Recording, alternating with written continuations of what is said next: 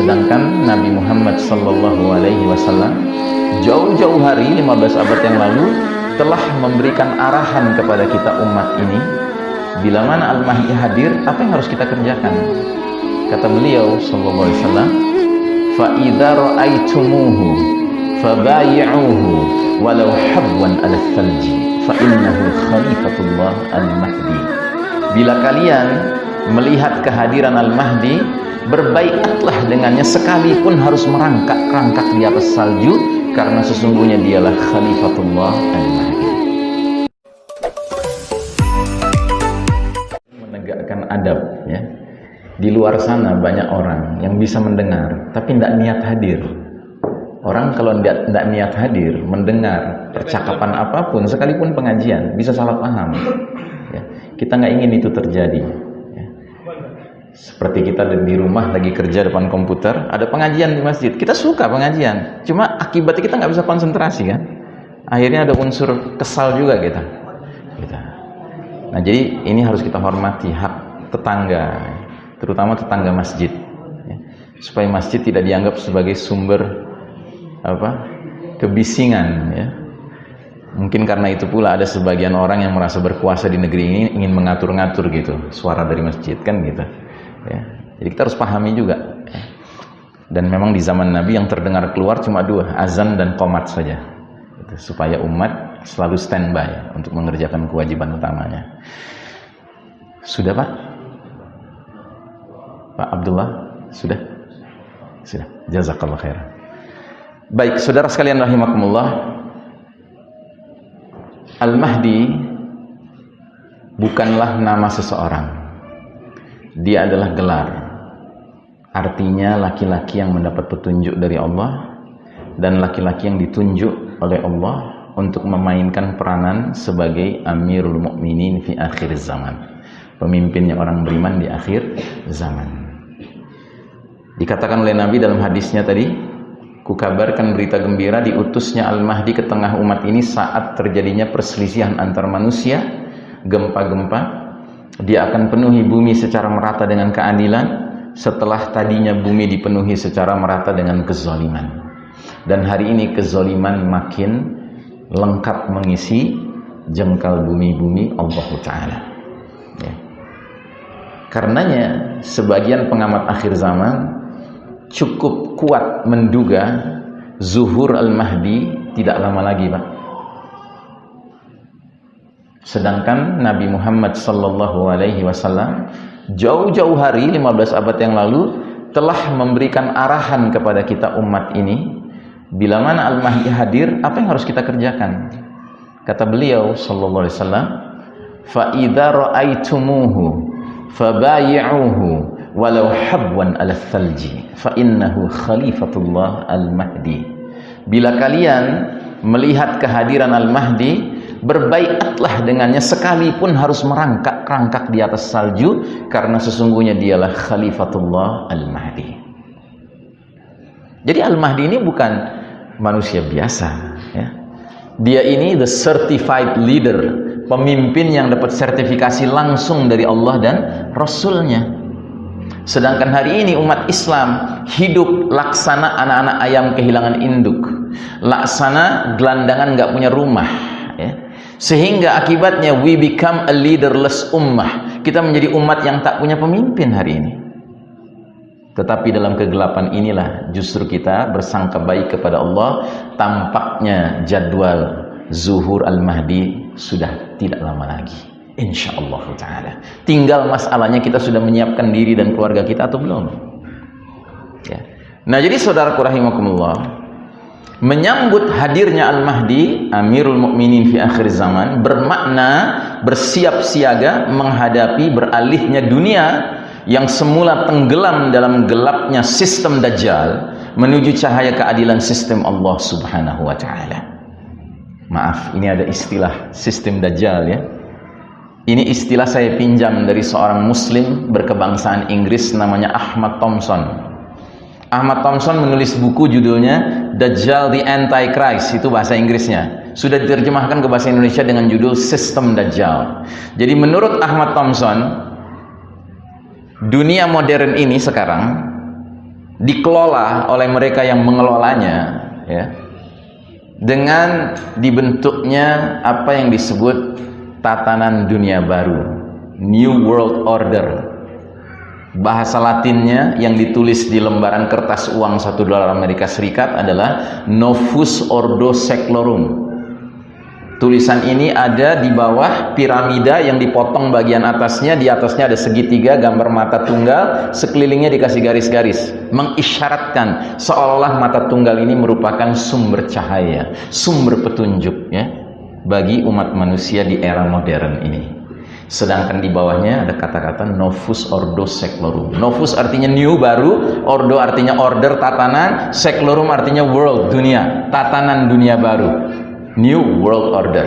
Yang tidak lain menurut Ahmad Thompson adalah sistem Dajjal. Sebuah tatanan yang dibangun oleh mereka yang mengelola dunia hari ini semata-mata untuk menyambut kehadiran pemimpin mereka, Al-Masihud Dajjal. Proses peralihan yang diwarnai aneka kesulitan akibat berbagai bencana alam dan perubahan sosial drastis di seluruh muka bumi. Jadi proses peralihan kita dari era yang gelap ini, Pak, menuju cahaya yang akan muncul dalam waktu dekat ini, insyaallah ta'ala, ya, mau tidak mau harus membuat kita bersiap-siap, karena ini proses transisinya akan berat, Pak, akan berat sekali, ya. Karenanya kita harus benar-benar memahami sebuah hadis yang sangat penting. Saya menyebutnya hadis periodisasi, ringkasan sejarah umat Islam. Dari awal Nabi diutus sampai umat Islam berakhir umurnya, Nabi mengatakan jumlah periode, babak, fase yang akan dialami umat ini 5 saja. Dan dalam hadis ini, perpindahan satu fase ke fase lainnya, satu periode ke periode lainnya, satu babak ke babak lainnya, ternyata terkait dengan apa? Terkait dengan perubahan kepemimpinannya. Mari kita lihat hadisnya. Ini hadisnya, bahasa Arabnya. Kita lihat bahasa Indonesianya. Kalian akan mengalami babak pertama namanya babak kenabian. Selama masa yang Allah kehendaki, ketika Allah berkehendak, babak pertama itu pun berlalu. Kenapa disebut babak kenabian? Karena generasi awal umat Islam langsung dipimpin oleh Nabi Muhammad sallallahu alaihi wasallam. Sudah berlalu, tidak berlangsung lama, Pak. Babak pertama cuma berlangsung 23 tahun. Nabi diangkat jadi nabi usia 40, wafat usia 63. Tidak lama. Tetapi Masya Allah, 23 tahun yang diberkahi Allah Ta'ala. Kenapa? Karena waktu Nabi awal diutus di kota Mekah, Mekah itu tenggelam dalam zulumatil jahiliyah dan dolalatil syirk, kegelapan jahiliyah dan kesesatan syirik.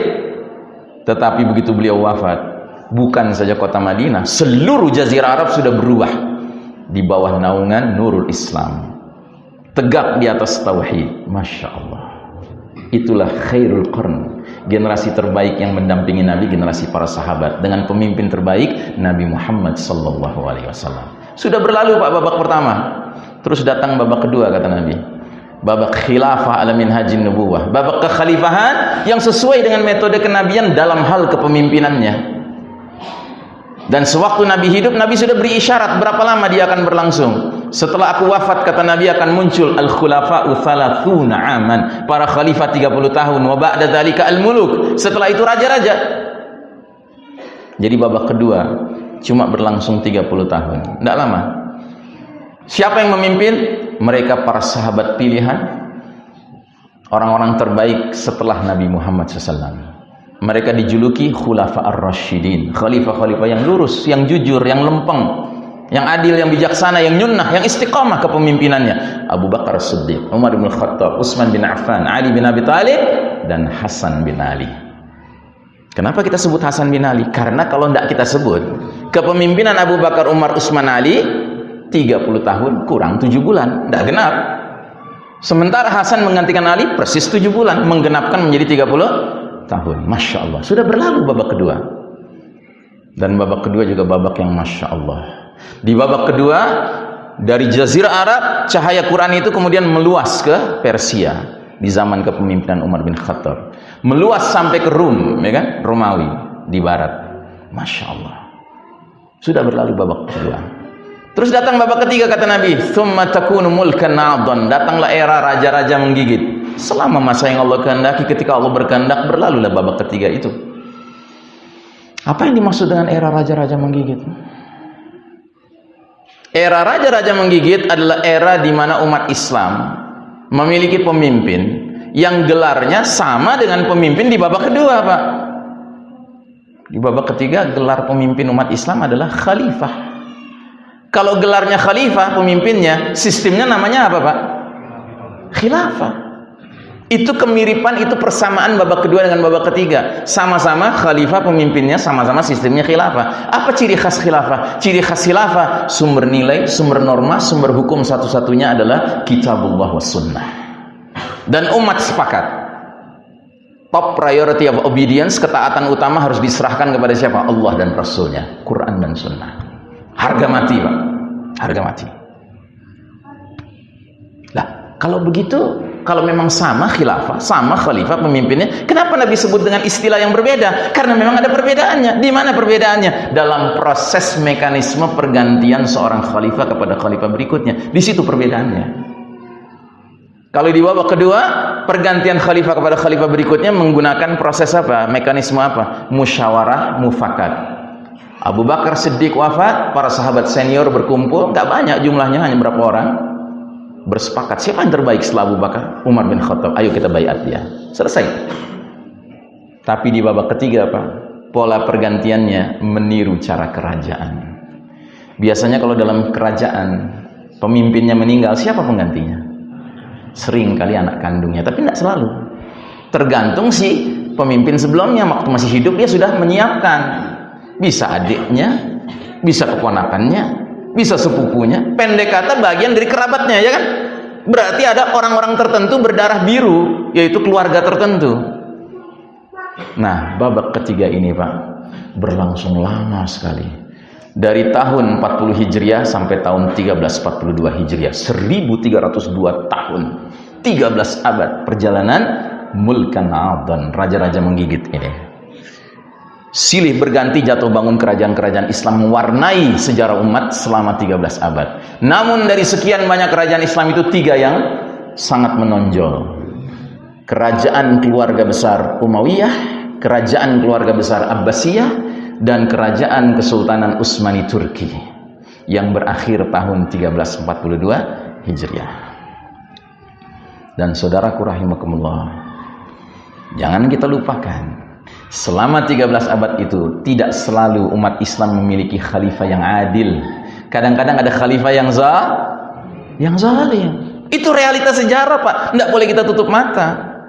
Dan itu juga menjadi perbedaan babak ketiga dengan babak kedua. Babak kedua semua khulafaur rasyidin itu adil. Tapi di babak ketiga kadang-kadang ada yang zalim. Dan ketika ada yang zalim, bagaimana sikap umat?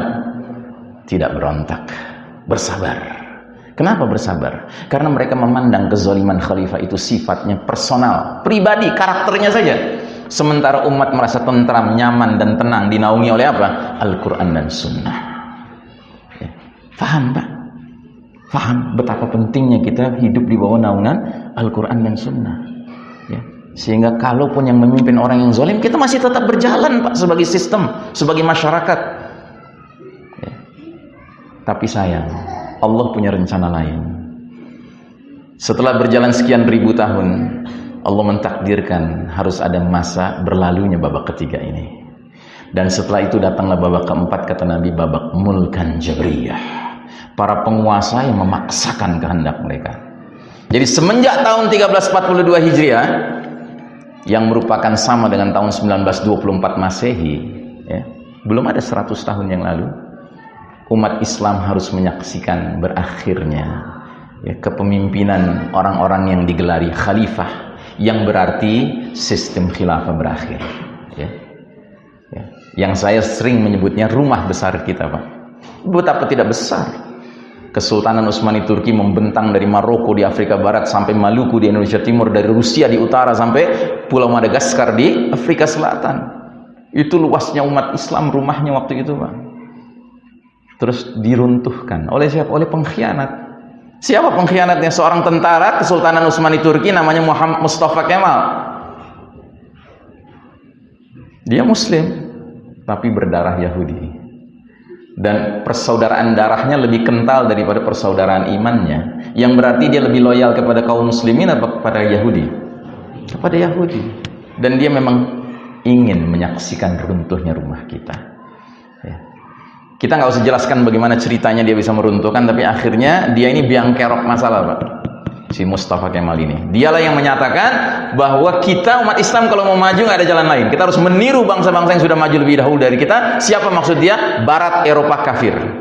Dan kita harus tinggalkan ajaran Islam yang sudah ketinggalan zaman. Termasuk kita harus bubarkan sistem bernegara kita, bermasyarakat kita, kita ganti dengan negara Turki modern, sekuler, berpaham nasionalisme.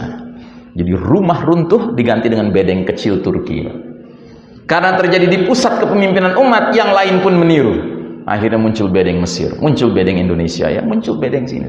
Dan masing-masing bedeng tidak lagi menggunakan spirit yang sama dengan sistem rumah besar tadi yang berlandaskan Kitabullah was sunnah. Masing-masing bedeng mencari sendiri, Pak. Jadi lentera yang tadinya lentera Rabbani yang digunakan sebagai pengelola, ya, penaung daripada rumah besar itu, diganti dengan lampu tempel bikinan manusia, Pak. Itu. Maka centang perenanglah kondisi kita. Dan musuh umat Islam ketika itu menyaksikan bahwa setelah runtuhnya rumah ini, masuklah kita ke babak keempat. Kata Nabi, babak para penguasa yang memaksakan kehendak mereka, mulkan jabriyan. Memaksakan kehendak berarti mengabaikan kehendak Allah dan Rasulnya. Jadi kalau Anda merasakan hari ini kok kayaknya pemimpin mengecewakan terus, ya, karena memang Nabi sudah katakan ini eranya, Pak. Ini era di mana Anda nggak akan puas dengan pemimpin, karena pemimpinnya tidak menjalankan kehendak Allah dan Rasulnya, tapi memaksakan kehendak mereka. Ya, ini nubuah, Pak. Kita bicara nubuah, ya. Makanya tolong pahami bahwa pemimpin itu nggak serta-merta harus kita taati 100%, tidak. Tergantung dia macam mana. Kalau seandainya 100% pemimpin harus selalu kita taati, kenapa Nabi pernah mengatakan dalam sebuah hadis sahih, kelak nanti di akhir zaman, kata Nabi, akan muncul umara, para pemimpin penguasa, yang jika kalian memasuki mereka, maksudnya mendekati mereka, mendatangi mereka, kalian benarkan kedustaan mereka, kalian dukung kezaliman mereka, falaisa minni, dia bukan bagian dari aku dan aku bukan bagian dari dia, dan dia tidak berhak menerima air minum dari telagaku. Tapi barang siapa yang tidak memasuki mereka, artinya nggak mendekati mereka, tidak membenarkan kedustaan mereka, tidak mendukung kezaliman mereka, fahuwa minni wa ana minhu, dia bagian dari aku dan aku bagian dari dia, dan dia kelak berhak menerima air minum dari telagaku. Kenapa Nabi mengeluarkan hadis ini kalau seandainya kita tanpa syarat apapun harus taat pasrah bongkoan kepada pemimpin? Ngerti, Pak? Ngerti? Ya. Saya bukan mengajak kita rame-rame anarki, bukan. Cuma tolong serahkan loyalitas kita, kepatuhan kita hanya kepada pihak yang layak untuk kita serahkan. Dan kita di babak keempat sekarang ini, we are a leaderless ummah. Kita ini umat yang tanpa pemimpin, Pak. Makanya babak keempat ini babak yang paling kelam dalam sejarah umat Islam. Dan kita selama ribuan tahun praktis hidup dalam sebuah sistem yang disebut sistem iman tauhid. Tetapi begitu runtuh rumah kita, dunia ini menjadi sistem kafir syirik. Ya. Karena seiring dengan runtuhnya rumah itu, Allah pun menjalankan rencana Allah. Apa itu rencana Allah? Surat Ali Imran 140. Wa tilkal ayyamu nudawiluha bainan nas. Demikianlah hari demi hari, masa kemenangan dan kekalahan umat kami pergilirkan di antara manusia. Ini sunnatullah, Pak. Kita umat Islam harus mengerti, Pak, bahwa ada sunnatullah yang banyak dalam kehidupan di dunia ini. Salah satunya namanya sunnatut tadawul, sunnah pergiliran. Jangan mentang-mentang kita ini kaum beriman, lalu kita menuntut Allah memberikan kita kemenangan terus-menerus. Tidak begitu sifat dunia, Pak. Sifat dunia adalah semua sifatnya berganti-ganti. Kadang kita sehat, kadang kita sakit, kadang kita untung, kadang kita rugi, kadang kita senang, kadang kita susah, kadang kita lapang, kadang kita sempit, kadang kita menang, kadang kita kalah. Itulah dunia, Pak. Lain dengan akhirat. Kalau di akhirat orang yang senang terus, mudah-mudahan kita masuk golongan itu. Tapi orang yang menderita terus, nauzubillahi min dzalik. Dunia bukan akhirat, dunia tempat ujian, ya. Nah, jadi saudaraku rahimakumullah, alhamdulillah Nabi memberikan kita kabar gembira bahwa babak keempat is not the final chapter, bukan babak terakhir. Nabi bersabda dalam hadis beliau, babak keempat, era penguasa yang memaksakan kehendak berlangsung selama masa yang Allah kehendaki, kemudian ketika Allah sudah berkehendak, babak keempat itu pun berlalu. Untuk kemudian datang babak kelima, babak terakhir, namanya babak khilafah ala minhaj an-nubuwah, kekhalifahan yang mengikuti metode kenabian kembali. Thumma sakata, lalu Nabi diam. Lalu Nabi diam, isyarat menurut para ahli hadis, sampai disitulah batas akhir umur umat Islam. Berarti umur umat Islam akan berakhir husnul apa su'ul khatimah, Pak? Saya tanya lagi, husnul apa su'ul khatimah? Alhamdulillah. Jadi bapak-bapak yakin khilafah baik kan? Lalu kenapa ada orang bilang khilafah nggak baik? Khilafah nggak boleh. Kenapa?